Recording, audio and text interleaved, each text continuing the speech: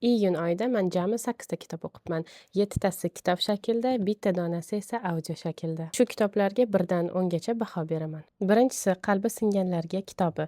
O'z nomi bilan Qalbi singanlarga 10 dan 9. Ikkinchi kitob La'natlangan qiz. Kichkina qizchalarga bersangiz maza qilib o'qishadi, chunki ertakka o'xshagan kitob. Mani yoshimga to'g'ri kelmagani uchun 10 dan 6. Uchinchi kitob Arosat kitobi. Bu kitobni o'qigandan keyin hammaga tavsiya qilib yuribman. 10 dan 10. Hammanglar o'qinglar. To'rtinchi kitob Binafsha shu'lasi kitobi. Men boshqacha tugashini kutgandim, shuning uchun undan 7. Beshinchi kitob Devona kitobi. Tez o'qisa bo'ladigan, lekin olam emotsiya bergani uchun undan 10. Oltinchi kitob Oqsoch kitobi. Bu kitobni ham 400 betga yaqin bo'lishiga qaramasdan bir o'tirishda o'qib qo'yasiz.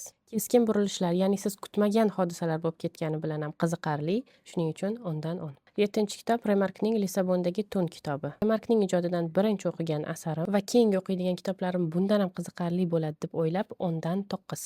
Va 8-chi audio kitob, mana shu yerga rasmini qo'yib qo'yaman, Talaba kitobi. Bu kitobda ilm olish qanchalik muhimligi yaqqol ko'rsatib berilgani uchun ham 10 dan 10. Shu va shunga o'xshash kitob haqidagi videolar uchun meni Telegram va Instagram sahifalarimga obuna bo'lib qo'ying.